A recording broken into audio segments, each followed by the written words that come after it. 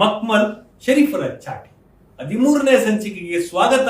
ನಾನು ನಿಮ್ಮ ವೀರೇಶ್ ವೀರಪ್ಪ ಸರ್. ಕಾರ್ಯಕ್ರಮಕ್ಕೆ ಸ್ವಾಗತ. Thank you sir. ಕಳೆದ ಸಂಚಿಕೆಯಲ್ಲಿ ಬಹಳ ಮುಖ್ಯವಾದಂತಹ ಒಂದು ವಿಷಯ ವಸ್ತುಗಳಿಗೆ ಸಂಬಂಧಪಟ್ಟಂಗೆ ಮಾತನಾಡ್ತಾ ಇದ್ರು. ಎನ್ಆರ್ ಕ್ಷೇತ್ರದ ರಿಪಬ್ಲಿಕ್, ಪ್ರಜಾಪ್ರಭುತ್ವವಿಲ್ಲವೇ ಎನ್ಆರ್ ಕ್ಷೇತ್ರದಲ್ಲಿ ಅನ್ನುವಂತಹ ಮಾತಿಗೆ ನೀವು ಬಹಳ ದುಗುಡದಲ್ಲಿ ಉತ್ತರ ಕೊಟ್ಟಂಗಿತ್ತು. ಏನಂತೀರಿ ಸರ್? ಅದು ಹಿಂದೆಲ್ಲ ಇವಾಗ ನಾನು ಅದಿದೆ ಅಂತ ಹೇಳ್ಬಿಟ್ಟು ಜಸ್ಟಿಫೈ ಮಾಡೋದು ಮುಂಚೆ ಒಂದ್ಸರಿ ನಾನು ಕೇಳ್ಕೊಳ್ಳೋದು ಏನಂತ ನನ್ನ ಮನೆಗೆ ಅಂತ ಹೇಳಿದ್ರೆ, ಒಂದು ಕೆಲಸ ಮಾಡೋಣ, ನೀವೇ ಜೊತೆನಲ್ಲಿ ನಡೀರಿ, ಸ್ವಲ್ಪ ತೋರಿಸ್ತೀನಿ ಯಾವ ರೀತಿಯಿಂದ ಯಾರು ಹೆಂಗ್ ಬದುಕ್ತಾವ್ರೆ, ಏನ್ ಬದುಕ್ತಾವ್ರೆ, ಸ್ವಲ್ಪ ಕಷ್ಟ ಸುಖ ಎಲ್ಲರಿಗೂ ನೋಡಿ ಅಂತ. ಬಡವರು ಹೆಂಗಿದ್ದಾರೆ, ಯಾವ ರೀತಿಯಿಂದ ಅವ್ರಿಗೆ ಅವ್ರ ಸ್ಟ್ರಕ್ಚರೇ ಮಾಡಿಬಿಟ್ಟವ್ರೆ ಅಂತ. ಆ ಸ್ಟ್ರಕ್ಚರಿಂದ ಅವ್ರು ಆಚೆ ಬರೋಕ್ಕೇನೆ ಅವಕಾಶ ಇಲ್ಲ. ಆ ಅವಕಾಶ ಆಗಲಿ ಅಂತ ಹೇಳಿಬಿಟ್ಟೆ ನಾನು ಇಷ್ಟೊಂದು ಒಂದು ಪ್ರಚಾರ ಮಾಡ್ತಾರೆ. ಸೊ ನೋಡೋಕೆ ಹೋದ್ರೆ ಒಂದು ಕಾಲೇಜ್ ಇನ್ಫ್ರಾಸ್ಟ್ರಕ್ಚರ್ ಮೇಲೆ ಜನ ಪರವಾಗಿ, ಒಂದು ಕಾಲೇಜ್ ಮೆಡಿಕಲ್ ಪ್ಲಾನ್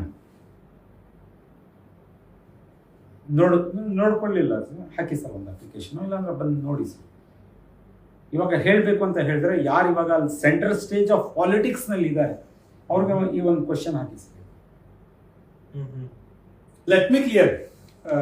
ಮಾನ್ಯ ಶಾಸಕರಾಗಿರುವಂತಹ ಸನ್ಮಾನಿತರಲ್ಲಿ ಈ ಪ್ರಶ್ನೆಗಳನ್ನು ಕೇಳಬೇಕು ಅಂತ ಹೇಳ್ತೀರಿ? ಎಸ್ ಸರ್, ಕೇಳಿ ಸರ್. ಕೇಳಲೇಬೇಕು ಸರ್. ಏನಂತ ಕೇಳಿ? ಕಾಲೇಜಸ್ ಏನ್ ಮಾಡೋರೆ, ಹೆಲ್ತ್ ಪ್ಲಾನ್ ಎನ್ಆರ್ ಕ್ಷೇತ್ರದಲ್ಲಿ ಈ ಮುಸ್ಲಿಂ ಸಮುದಾಯಕ್ಕೆ ಯಾವ ಕಾಲೇಜ್ ಕೊಟ್ಟಿದ್ದೀರಿ, ಯಾವ ಆರೋಗ್ಯದ ವಿಚಾರವಾಗಿ ನೀವು ಇನಿಷಿಯೇಟಿವ್ ತಗೊಂಡಿದ್ದೀರಿ? ಚೈಲ್ಡ್ ಡಾಕ್ಟರ್ ಇದಾರೆ ಏನೋ ಕೇಳಿ. ಚೈಲ್ಡ್ ಡಾಕ್ಟರ್ ಸರ್ಕಾರದಿಂದ ನೋಡಿ. ನಾನು ಹೇಳೋದು ಬೇಡ ಸರ್, ಲೆಟ್ ದೆಮ್ ಶೋದ್. ನಾನು ಹೇಳೋದು ಬೇಡ, ನಾನು ಇಲ್ಲ ಅಂತ ಹೇಳಲ್ಲ. ನೀವು ಮಾಡಿದಿರಲ್ಲ, ನೀವು ಸೆಂಟ್ರಲ್ ಸ್ಟೇಜ್ ಪಾಲಿಟಿಕ್ಸ್ ನಲ್ಲಿ ಇದೀರಲ್ಲ, ಅಲ್ಲಿ ನಮ್ಮ ಹಕ್ಕದ್ದು ನಿಮ್ಗೆ ಕೇಳಕ್ಕೆ.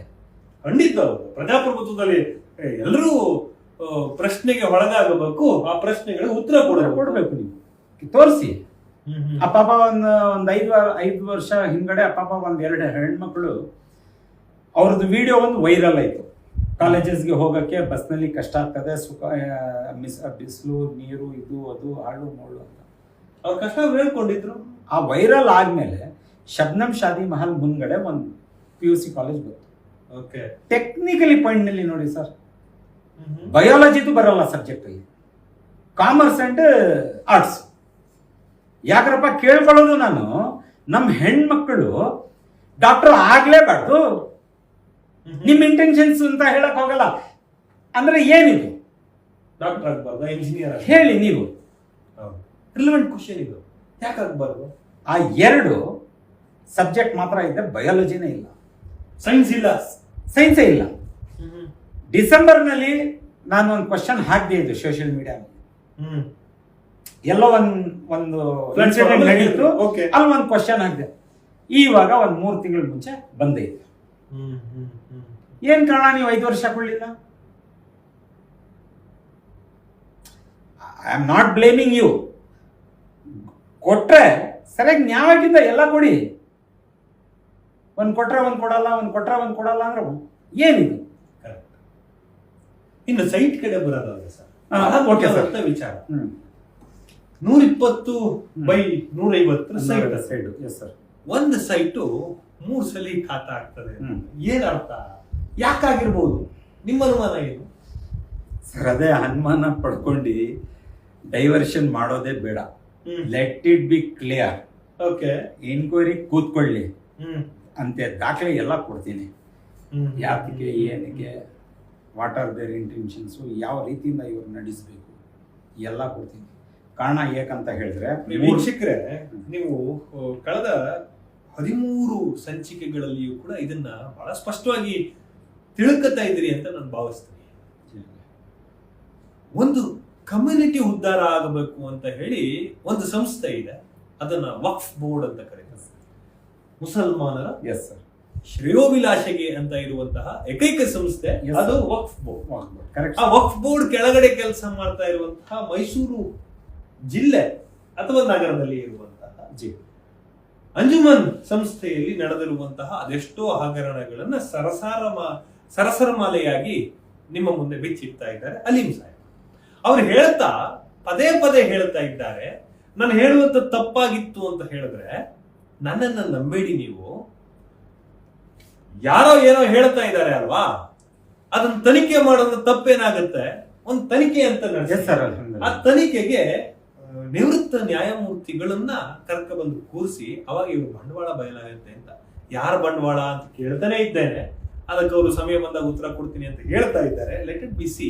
ಆ ಸಮಯ ಆದಷ್ಟು ಬೇಗ ಬರಲಿ. ಈಡನ್ಸ್ ನ್ಯೂಸ್ ತನಿಖಾ ತಂಡ ನಿಮ್ಮ ಮುಂದೆ ಇಂತಹ ಅದೆಷ್ಟೋ ಕಾರ್ಯಕ್ರಮಗಳನ್ನ ಸರಮಾಲೆಯಂತೆ ಬಿತ್ತರಿಸಲೇ ಹೋಗ್ತದೆ. ಇನ್ನು ಉಳಿದಂತೆ ಹೇಳೋದಾದ್ರೆ ಆ 3 ಖಾತೆಗಳು ಒಂದೇ ಸೈಟಿಗೆ ಆಗ್ತದೆ. ಅದು CS ಸೈಟ್. ಆ ಸೈಟ್ ಒಳಗಡೆ ನಡೀತಾ ಇರುವಂತಹದ್ದು ಒಂದು ಶಾಲೆ, ಮೆಜೆಸ್ಟಿಕ್ ಶಾಲೆ.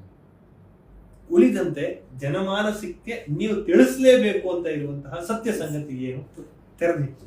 ಮಧ್ಯ ನಿಮ್ಮ ಒಂದು ಕ್ವಶನ್ಗೆ ನಾನು ಏನು ಹೇಳಕ್ ಬಯಸಪಡ್ತೀನಿ ಅಂತ ಹೇಳಿದ್ರೆ, ನಾವು ಪ್ರಯತ್ನ ಪಡ್ತಾ ಇರೋದು ಒಂದು 10-12 ವರ್ಷದಿಂದ ಅದು ಎಕ್ಸ್ಪೀರಿಯನ್ಸ್ಗೆ ಯಾರು ಒಂದು ಫ್ರೂಟ್ಫುಲ್ ಪಾಸಿಟಿವ್ ಆನ್ಸರ್ಸ್ ನನಗೆ ಎಲ್ಲೂ ಸಿಕ್ಲಿಲ್ಲ.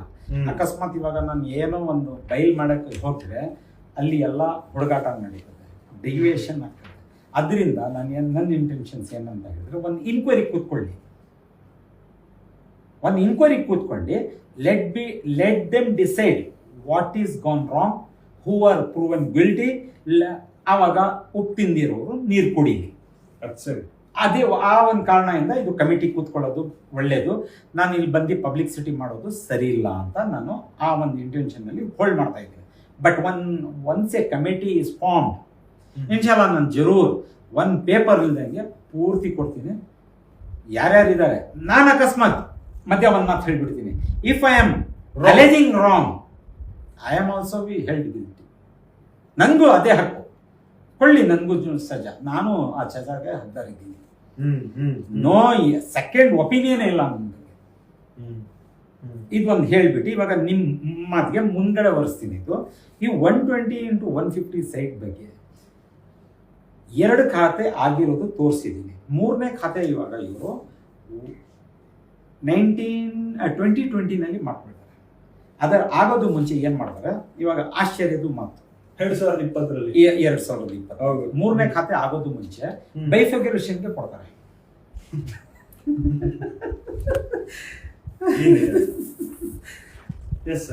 ಬೈಫಿಕೇಷನ್ಗೆ ಕೊಟ್ರೆ ಯಾರಿಗೆ ಕೊಡ್ತಾರೆ ಇವರು? CS ಏಡ್ದು MCC ಏಡ್ಗೆ ಕೊಡ್ತಾರೆ, ಮೈಸೂರು ಸಿಟಿ ಕಾರ್ಪೊರೇಷನ್ಗೆ ಕೊಡ್ತಾರೆ. ಓಕೆ, ಒಂದು question number 1, are they are liable to bifurcate the CS aid? First question. ಅವ್ರಿಗೆ ಹಕ್ಕಿದೆ, ಕಾನೂನು ಪರವಾಗಿ ಅವ್ರಿಗೆ ಹಕ್ಕಿದೆ. CS ಏಡ್ ಆಫೀಸರ್ಗೆ ನಾನು ಭೇಟಿ ಮಾಡಿದೆ, ಅವ್ರು ಹೇಳಿದ್ರು ನನಗೆ ಆನ್ಸರ್ ಏನು ಹೇಳ್ತಾರೆ, ಯಾರಿಗೂ ಹಕ್ಕಿಲ್ಲ ಇದು. ಇಫ್ ಅಕಸ್ಮಾತ್ CS ಏಡ್ಗೆ ಆಲ್ಟ್ರೇಷನ್ ಆಗಬೇಕು ಅಂತ ಹೇಳಿದ್ರೆ, ಒಂದು ಮೂಲ ಆಗಬೇಕು ಅಂತ ಹೇಳಿದ್ರೆ ಸೆಕ್ರೆಟ್ರಿಯೇಟ್ನಲ್ಲಿನೇ ಆಗಬೇಕು. ನಾಟ್ ಇವನ್ ಮೂಡನೂ ಅಲ್ಲ, ಮೂಡನೂ ಮಾಡಬೇಕಿಲ್ಲ. ಜನಕದು ಸ್ಪಷ್ಟವಾಗಿ ಅರ್ಥ ಆಗಬೇಕು. ಅಲ್ಲಿ ಮೇನ್ ಹೇಳಕ್ ಹೋಗ್ತಾ ಇದ್ದಾರೆ ಅಂತ ಹೇಳಿದ್ರೆ, ಯಾವ್ದಾದ್ರೂ ಒಂದು CS ಸೈಟ್ ಬದಲಾಗಬೇಕು ಅಂತ ಹೇಳಿದ್ರೆ, ಅಥವಾ ಆ CS ಸೈಟ್ ನಲ್ಲಿ ಸಾರ್ವಜನಿಕ ಉಪಯೋಗಕ್ಕಿಂತ ಬೇರೆ ಇನ್ನೇನಾದ್ರು ಮಾಡಬೇಕು ಅನ್ನೋದಾದ್ರೆ, ಮೂಡ ಆಗ್ಲಿ ಕಾರ್ಪೊರೇಷನ್ ಆಗ್ಲಿ ಯಾರು ಕೂಡ ಏನು ಮಾಡಬಾರ್ದು. ಕಾನೂನು ಏನ್ ಹೇಳುತ್ತೆ ಅಂತ ಹೇಳಿದ್ರೆ, ಸೆಕ್ರೆಟರಿಯೇಟ್ ಇಂದ ಪರ್ಮಿಷನ್ ತಗೊಂಡ್ಬಂದ್ರೆ ಮಾತ್ರ ಆಗುತ್ತೆ ಅಂತ. ಆದ್ರೆ ಇಲ್ಲಿ ನಡೆದಿರೋದೇನು, ನಾನೇ ರಾಜ, ನಾನೇ ಪ್ರಜಾ, ನನ್ನ ಆಟ ಆಡಿದ್ದೆ ಆಟ. ಅತ್ತೆ ಆಸ್ತಿ ಅಳಿಯ ಕೊಳ್ಳೆ ಹೊಡಿತಾ ಇದ್ದಾರೆ.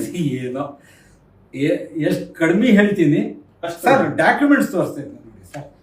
ಇವಾಗ ನಾನು ಸೀರಿಯಸ್ ಆಗಿ ಹೇಳ್ತೀನಿ, ಡಾಕ್ಯುಮೆಂಟ್ಸ್ ತೋರಿಸ್ತಾ ಇದ್ದಾರೆ.